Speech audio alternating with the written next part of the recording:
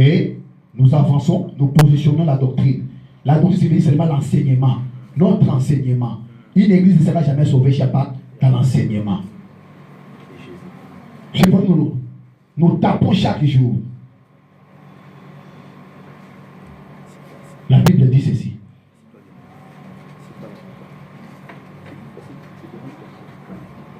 J'aimerais que notre frère Kabou puisse nous lire les livres de Matthieu.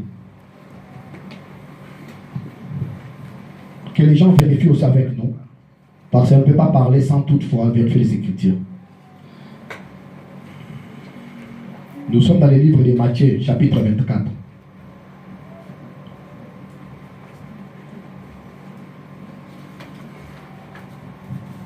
Nous allons parler. Nous y sommes. Matthieu chapitre 24. Au 45e verset. Vous avancez jusqu'au Matthieu 25. Nous allons nous arrêter au 13e verset de Matthieu 25. C'est un peu long, mais nous sommes censés lire pour comprendre la parole de Dieu. Suivons les Écritures au nom du Seigneur Jésus-Christ. Amen. Ma sœur Sylvie, va lever notre frère les chapeaux. Les bonnes choses, ça commence dès le bas âge, s'il vous plaît. Il est un frère, il ne peut pas être un chapeau dans l'église de l'Éternel. Suivons les Écritures. Nous lisons les livres de Matthieu, chapitre 24. Nous commençons du 45e verset et nous descendons. Nous proclamons les Écritures au nom du Seigneur Jésus-Christ. Amen. Quel est donc le serviteur fidèle et prudent qui son maître a établi sur ces gens pour leur donner la nourriture au temps convenable? Et ces serviteurs que son maître à son arrivée trouvera faisant ainsi. Je vous l'ai dit en vérité, il établira sur tous ses biens. Mais si c'est un méchant serviteur qui dit en lui-même, mon maître tarde à venir, s'il se met à battre ses compagnons, s'il mange et boit avec les ivrognes, le maître de ses serviteurs viendra le jour où il ne s'y attendait pas, et à l'heure qu'il ne connaît pas, il le mettra en pièces et lui donnera sa part avec les hypocrites. C'est là qu'il y aura des pleurs et des grincements des dents. Le 25e chapitre.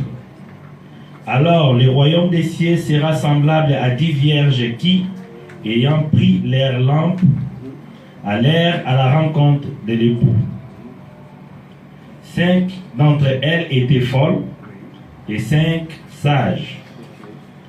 Les folles, en prenant leurs lampes, ne prirent point d'huile avec elles, mais les sages prirent avec leurs lampes de l'huile dans des vases. Comme l'époux tardait, toutes s'assoupirent et s'endormirent. Au milieu de la nuit, on cria, « Voici l'époux, allez à sa rencontre. » Alors toutes ces vierges se réveillèrent et préparèrent leurs lampes. Les folles dirent aux sages, « Donnez-nous de votre huile, car nos lampes s'éteignent. » Les sages répondirent, « Non, il n'y aura pas assez pour nous et pour vous. Allez plutôt chez ceux qui en vendent et achetez-en pour vous. » Pendant qu'elles allaient en acheter, l'époux arriva. Celles qui étaient prêtes entrèrent avec lui dans la salle des noces, et la porte fut fermée. Plus tard, les autres vierges vinrent et dirent, « Seigneur, Seigneur, ouvre-nous. » Mais il répondit, « Je vous le dis en vérité, je ne vous connais pas. Veillez donc, puisque vous ne savez ni le jour ni l'heure. » Parole du Seigneur. Amen. Amen. Amen. J'espère bien tout le monde a bien suivi la lecture de la parole de Dieu. Amen. C'est la chose la plus importante parce que nous allons essayer de développer sur cette écriture, sur cette lecture que nous venons de faire. Parce qu'il y a des choses à vérifier et à démontrer. C'est à partir de cette idée ici-là. Pourquoi nous avons commencé au 45e verset du chapitre 24? Parce que c'est à partir de la lecture, les discours du Christ qui a commencé à parler, et à la fin, parce que Jésus-Christ avait toujours tendance, même si on lui pose la question, il répond, il met la parabole. Il parle de la chose, afin il met la parabole. Il parle des choses, après il met la parole pour développer, comprendre l'idée. Et Jésus-Christ parlait ici, il a tout parlé, mais à la fin il a mis cette parabole de 10 vierges folles. Et de 10 vierges, parmi les 5 sages et 5 folles. Puis il a dit, alors le royaume des cieux sera semblable à 10 vierges qui, ayant pris leur lampe, allèrent à la rencontre de l'époux. 5 d'entre elles étaient folles et 5 d'entre elles et 5 sages. Les folles, en prenant leur lampe, ne prirent point d'huile avec elles, mais les sages prirent l'huile avec elles. Nous comprenons qu'il y avait 10 vierges. Et parmi ces 10 vierges, ils étaient répartis en 2 groupes. 5 vierges étaient folles et 5 d'autres étaient sages. On dit bien, ceux qui étaient folles ne prirent pas d'huile. Parce que toutes ces vierges devraient se rencontrer avec l'époux qui devrait venir la nuit. Mais tous avaient leurs lampes.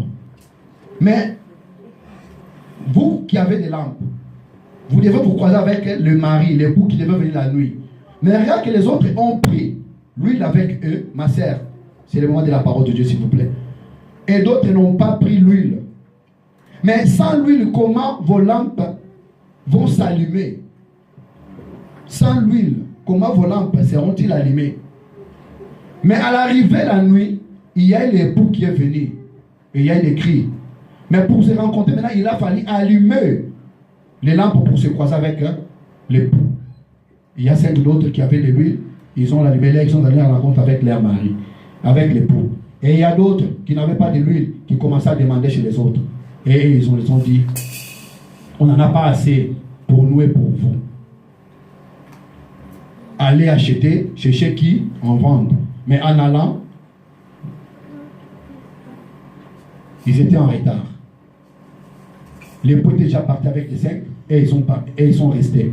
Et en partant, qu'est-ce qu'ils ont découvert? Que la porte est déjà fermée. Et ils ont appelé, c'était trop tard. Mais maintenant, en suivant cette parabole, d'autres personnes s'amènent pour nous dire que non, ceux qui ont l'huile, ils seront sauvés. C'est ça qui sont fait partie de l'église. Et ceux qui étaient folles, c'était des martyrs, vont être sauvés, mais après, ce sont les martyrs. Mais essayons un peu de comprendre l'idée là, si c'est vraiment c'est normal. Est-ce que,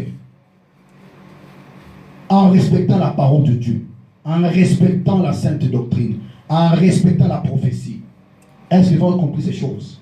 C'est ça qui nous pousse à développer maintenant.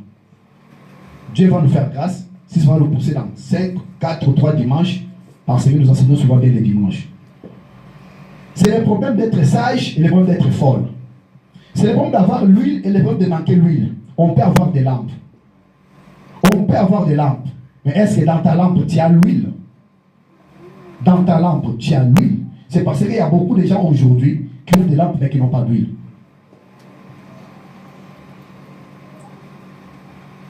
Mais voyons un peu. Avant que Christ puisse citer cette parabole, c'est quand Christ était venu, il est venu dans les temples. Il a fait ce qu'il devait faire. Il enseignait comme d'habitude. Il est arrivé à la prédication de la censure, où il a censuré dans le livre de Matthieu 23. Après avoir censuré, il est arrivé dans le livre de Matthieu 23. Je vais lire vite fait pour gagner le temps. Je veux que les peuples puissent bien me suivre. Dans le livre de Matthieu 23, à partir du 30e verset. Arrivé là-bas, qu'est-ce que Christ dit? Là, Christ dit ceci. Malheur à vous, scribes et pharisiens, hypocrites, parce que vous bâtissez les tombeaux des prophètes et ornez les sépulcres des justes. et que vous dites, si nous avions vécu du temps de nos pères, nous nous serions pas joints à eux pour répandre le sang des prophètes. Vous témoignez ainsi contre vous-même que vous êtes le fils de ceux qui ont tué les prophètes. Et comblez donc la mesure de vos pères. Serpents, race de vipères, comment échapperez-vous au châtiment de la géhenne? C'est pourquoi voici, je vous envoie les prophètes, les sages et les scribes. Vous tuerez et crucifierez les uns. Vous battrez les vierges, les autres dans vos synagogues, et vous les persécuterez de ville en ville. 35. Afin que retombe sur vous tous les sangs des innocents répandus sur la terre depuis le sang d'Abel jusqu'au sang de Zacharie, fils de Barachi, que vous avez tué entre le temple et l'autel. Je vous le dis en vérité, en vérité. Écoutez-moi très bien ici, au 36e verset. C'est le Christ qui disait aux pharisiens. Je vous le dis en vérité, tout cela retombera sur cette génération. Jérusalem, Jérusalem, qui tue les prophètes et qui lapide ceux qui te sont envoyés. Combien de fois ai-je voulu rassembler tes enfants comme une poule qui rassemble ses poussins sous les ailes, et vous l'avez voulu. Vous n'avez pas voulu. Voici votre maison. Au 38e verset, c'est Christ qui dit, voici votre maison vous sera laissée déserte. Je ne sais pas si vous me saisissez très bien. Là, c'est Christ qui parle aux Israélites, aux scribes, aux pharisiens.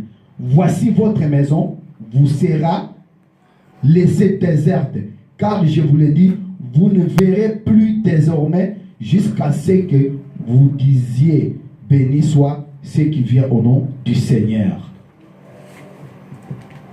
Là, Christ vient de prononcer une malédiction que les gens n'ont pas compris.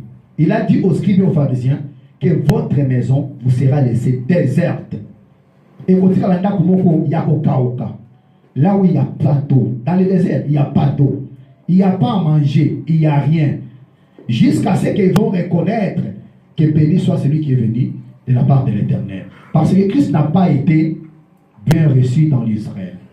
Christ n'a pas été accueilli, accepté de la manière dont il devait être accueilli et accepté. Mais maintenant, il dit à ces gens-là, des scribes et des pharisiens, qui ne respectaient pas la loi, que votre maison vous sera laissée déserte. Là, c'est une malédiction que Dieu avait prononcée. Là, c'est dans le Matthieu 23, on descend. Mais quand on sort maintenant, après avoir prononcé cette malédiction, on voit maintenant dans le chapitre 24 au début, comme Jésus s'en allait, sorti du temple, ses disciples s'approchèrent pour lui, en fait, remarquer les constructions. Mais il leur dit, voyez-vous tout cela, je vous le dis en vérité, il ne restera pas ici pierre sur pierre qui ne sera renversée. C'est ça aussi le problème, ça commence à venir. Parce que quand Jésus-Christ a déclaré ces choses dans les temples, il les a dit, et ils ont compris qu'il les a prononcé une malédiction, que cette maison leur sera laissée déserte. Mais en sortant dans le 24e chapitre vers le début, les disciples lui font maintenant montrer les temples, les grands temples là qui a été construit. Parce que c'est les temples qui faisaient leur force. C'est les temples là où il y avait les saints, avec l'arc de lance et tout ça. Et ils pensaient qu'avec ces temples-là, il n'y aura pas la malédiction en Israël. Mais or que la malédiction devait être là parce qu'ils n'ont pas accepté le Fils de l'homme. Parce que c'était lui le véritable temple qui était venu. Il fallait croire à ce véritable temple. C'est lui le lieu saint véritable. C'est lui qui devait faire leur force et non ce temple-là de Salomon qu'il lui faisait montrer. Mais quand Jésus a compris cela, c'est ça il a dit. Je vous le dis en vérité, il ne vous sera resté aucune pierre qui ne sera renversée. C'est ça le premier fait de donner. Aucune pierre qui ne sera renversée. Maintenant, il a fallu que ces choses puissent s'accomplir. Aucune pierre qui ne sera renversée. Et quand il a dit ceci, maintenant, la question lui a été posée par des disciples. Je suis dans le verset 3 du 24e chapitre. il s'assit sur la montagne des Oliviers et les disciples virent en particulier lui faire cette question.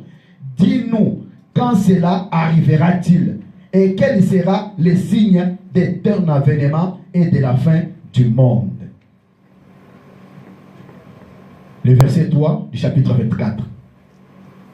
Maintenant, les disciples ont voulu savoir les signes de l'avènement du Christ. Et quand ces choses-là vont se passer, vont s'accomplir, quelles sont les choses? Ils ont voulu savoir. Mais dans l'idée principale, vous allez comprendre qu'il les a parlé qu'il ne restera pas une pierre qui ne sera renversée. Donc en parlant, il faut comprendre que c'était de la destruction du temple. Mais maintenant, les disciples ont voulu savoir quand est-ce qu'arrivera quoi? La destruction du temple.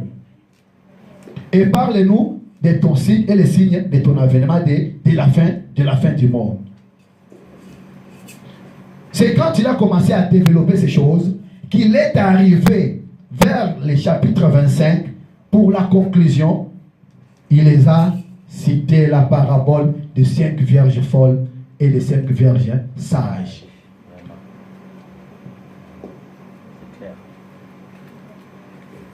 Quand est-ce que ces choses vont-ils arriver? Mais maintenant, Jésus s'est même maintenant à comprendre, à les répondre.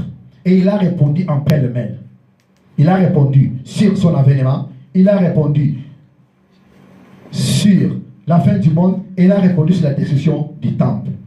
Mais quand nous suivons maintenant les gens qui ont développé sur cette pensée des 5 vierges folles qui disent qu'ils seront sauvés, ils disent que ce sont les gens qui sont venus de la grande tribulation.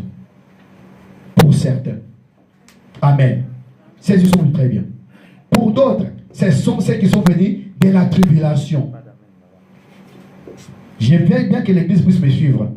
Les gens ils disent que les 5 vierges folles qui seront sauvées sont celles-là qui sont sorties de la tribulation. Pour d'autres prédicateurs. Et d'autres ils disent de la grande tribulation. Des confusions des gens. La tribulation et la grande tribulation. C'est ce que l'Église est censée écouter et suivre. Et se positionner. Ma sœur Christelle, ma sœur Niki, on parle des choses très très importantes. Sans ces choses ici, nous ne serons pas positionnés. Ces 5 vierges folles,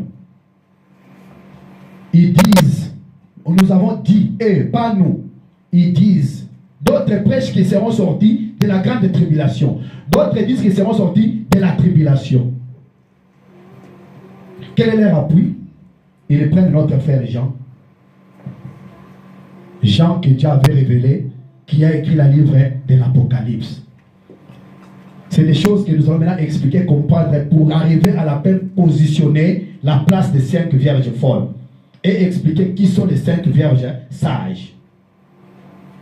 Mes frères, mes sœurs, je vous le dis, quand la Bible est mal comprise, quand la Bible est mal lue, quand la Bible est mal comprise, je le répète, le fondement n'est pas bien positionné. Un peu de levain fait lever toute la pâte. Ils ont renversé les fondements.